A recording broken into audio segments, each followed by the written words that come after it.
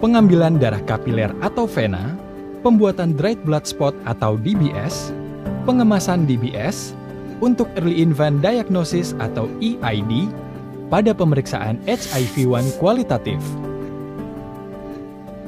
Alat dan bahan: Wings Needle 25G, tabung EDTA, holder, lancet, filter paper dan desikan, alkohol swab, plester, kasa steril, tourniquet, lab coat, sarung tangan, face shield dan masker, rak penjemur filter paper, plastik ziplock, amplop, dan formulir pemeriksaan pasien. Pengambilan darah untuk bayi dapat dilakukan dengan dua cara, darah kapiler dan darah vena. Pengambilan darah kapiler dilakukan untuk satu jenis pemeriksaan dan hanya membutuhkan volume darah yang sedikit, kurang dari 1 mili. Bila dibutuhkan darah yang lebih banyak, dapat dilakukan pengambilan darah vena. Tata cara pengambilan darah kapiler pada bayi. Flebotomis mempersilahkan pasien untuk duduk pada kursi yang telah disediakan.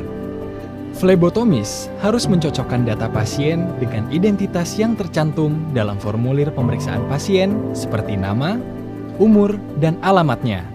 Pengambilan darah kapiler pada bayi, area penusukannya dapat ditentukan dengan umur dan berat anak. Neonatus dan bayi sampai umur 4 bulan, pengambilan dilakukan di tumit. Bayi usia 4-10 bulan diambil di ibu jari kaki. Untuk bayi 10 bulan sampai 18 bulan, pengambilan diambil melalui jari tangan, jari keempat, dan ketiga. Flebotomis memperlihatkan kit filter paper beserta dengan isinya.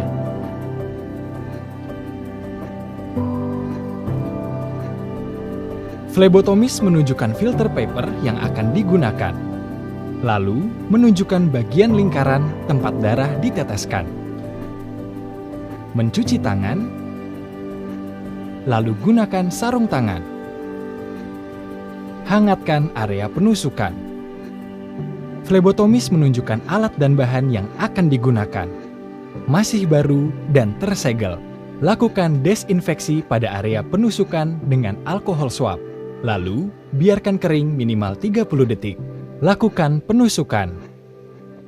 Hapus tetesan pertama menggunakan kasa steril. Lalu, biarkan sampai terbentuk tetesan besar. Teteskan darah pada filter paper di bagian tengah lingkaran, dan biarkan menyebar secara otomatis hingga membentuk spot darah. Lakukan penetesan sebanyak minimal 4 lingkaran. Lalu, usap dengan kasa steril. Tata cara pengambilan darah vena pada bayi. Pengambilan darah vena bayi tergantung dari usia dan berat badan. Lokasi pengambilan darah vena dapat dilakukan pada bagian median kubiti, vena cephalica, vena basilica, pada fossa antikubital. Flebotomis memakai sarung tangan. Flebotomis memperlihatkan alat-alat yang digunakan masih baru dan tersegel.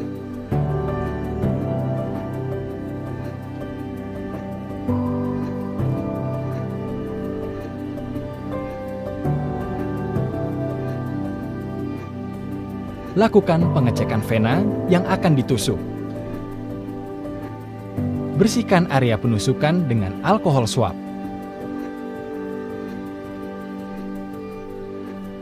Pasang tourniquet. Lakukan desinfeksi pada area penusukan dengan alkohol swab. Lalu biarkan kering minimal 30 detik. Lakukan penusukan menggunakan Wing Needle 25G dengan sudut 15-30 derajat. Jika jarum sudah masuk ke dalam vena, masukkan tabung EDTA ke dalam holder. Jika darah sudah mengalir, lepaskan tourniquet. Ambil darah hingga volume tabung EDTA sesuai batas. Tarik jarum dari vena pasien.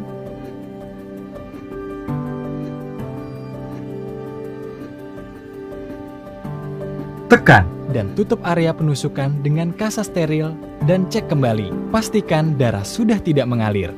Aktifkan safety lock pada wing needle, lepaskan dari holder, dan buang pada safety container.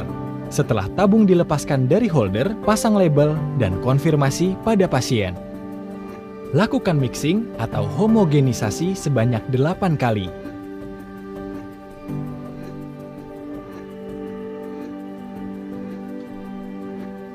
Lepaskan sarung tangan dan buang ke wadah limbah infeksius. Pembuatan DBS dapat dilakukan dengan 2 cara, tergantung dari darah kapiler atau darah vena. Bila menggunakan darah vena, maka dilakukan dengan pengambilan darah dari tabung menggunakan pipet sebanyak 50 mikroliter, lalu ditaruh di atas filter paper. Tulis ID spesimen pada filter paper. Taruh filter paper di tempat pengeringan, biarkan hingga kering selama kurang lebih 4 jam. Spesimen DBS yang baik. Tetesan darah tepat pada lingkaran. Lingkaran terisi penuh. Darah pada kertas saring telah kering. Identitas pasien dan nomor laboratorium tertulis dengan jelas. Hal-hal yang harus dihindari dalam pembuatan DBS. Pengambilan sampel yang salah. Bulatan tidak penuh. Darah membeku dan volume kurang. Sampel sudah berubah menjadi serum dan hemolisis. Sampel belum kering saat dikirimkan.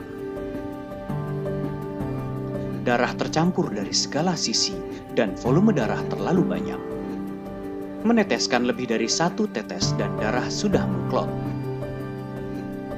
Jangan sentuh tetesan darah dengan benda apapun. Jangan dipanaskan, ditumpuk atau membiarkan DBS menyentuh benda apapun selama proses pengeringan. Masalah saat pemrosesan sampel. Pengeringan tidak sempurna. Serum terpisah dari sel. Memasukkan tetesan darah yang belum benar-benar kering ke dalam plastik ziplock.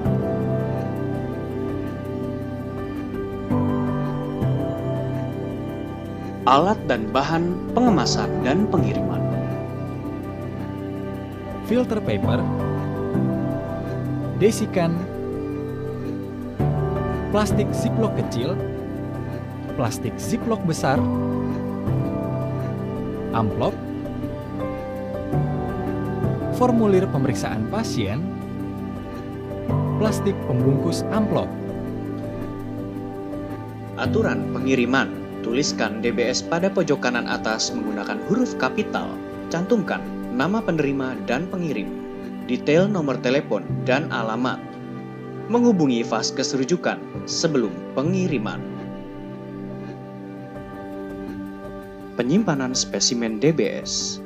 Penyimpanan stabil selama 1 bulan dalam suhu ruang dan 6 bulan dalam suhu 2-8 derajat Celcius. Untuk penyimpanan lebih dari 6 bulan, dilakukan pada suhu minus 20 derajat Celcius.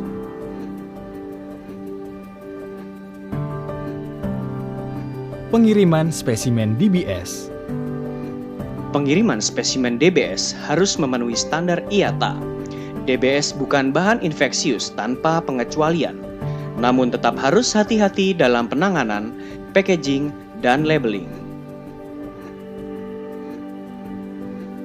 DBS tidak boleh dibungkus plastik ketat atau aluminium foil untuk mencegah kelembaban. Pengiriman sampel DBS menggunakan 3 lapisan kemasan. Lapisan pertama terdiri dari plastik ziplock kecil berisi DBS dan desikan. Lapisan kedua menggunakan plastik ziplock besar.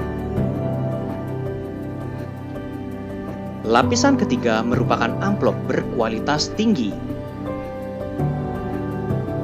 Hal-hal penting pada pengemasan DBS. Pastikan tetesan darah telah kering. Masukkan dalam amplop dengan identitas yang sesuai. Masukkan dalam plastik ziplock dan berikan desikan. Pastikan hanya 1 spesimen dalam 1 plastik ziplock. Tuliskan, jangan dilipat, dan beri tanda DBS pada amplop. Petugas lab harus menggunakan lab coat, masker, hair cap, dan sarung tangan. Setelah kering, masukkan filter paper ke dalam plastik ziplock kecil yang berisikan desikan, lalu masukkan ke dalam plastik ziplock besar. Filter paper yang sudah berada di dalam plastik ziplock dimasukkan ke dalam amplop. Masukkan formulir pemeriksaan pasien ke dalam amplop. Masukkan amplop ke dalam plastik. Paket siap dikirimkan ke laboratorium pemeriksa atau rujukan. Input ke dalam SITRAS. Untuk fasilitas layanan yang tidak menggunakan aplikasi SITRAS, dokumen dapat dikirim menggunakan kurir apapun seperti pengiriman dokumen biasa. Hasil pemeriksaan harus tercatat dalam rekam medik